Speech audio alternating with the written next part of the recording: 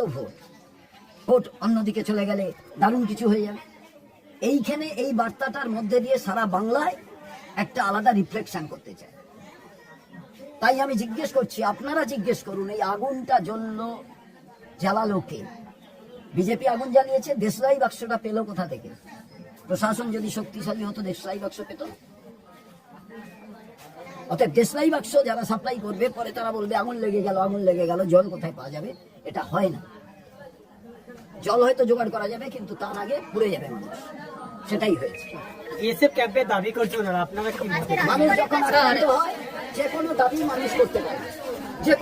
মানুষ করতে পারে, আক্রান্তর পাশে থেকে এবার বিচার বিমর্শ করা প্রয়োজন। এইরকম পরিবারের পাশে দাঁড়ানোটাই সব মানুষের কর্তব্য, সব রাজনৈতিক দলের।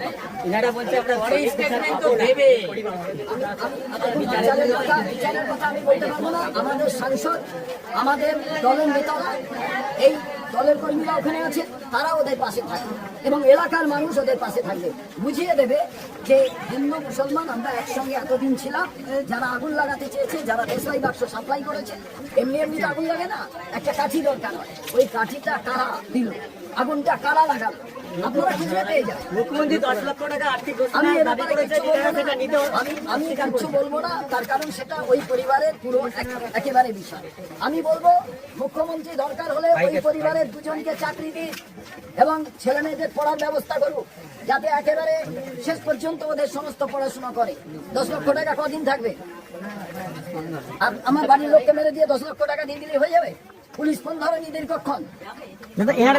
চৌধুরী বোঝাতে চেয়েছেন যে কোন জঙ্গলের ভেতরে হরিণ শিকার করার জন্য যদি বাঘ শিকার করবো বলে ভাবে, অনেক সময় হয়ে যায়। এখানে হিন্দু মুসলমান তারা কিন্তু বাঘ, হরিণ, সিংহ সব একসঙ্গে থাকে। এই জায়গায় যে পরিকল্পিত ভাবে গোলমালটা করা হয়েছে, এখানকার সাধারণ মুসলিমরা তারা কিন্তু কেউই ইনভলভ নয়।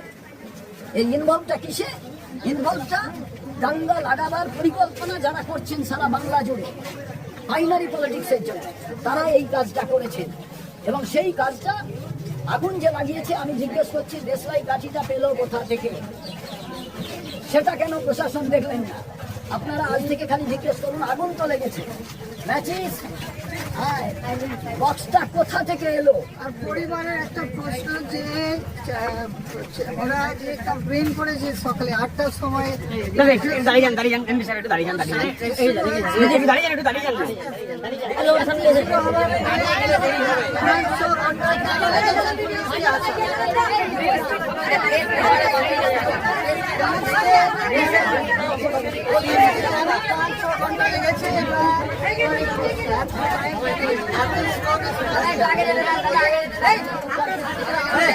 এলাকার সাংসদ হিসেবে আপনি পরিবারটার পাশে কিভাবে থাকছেন?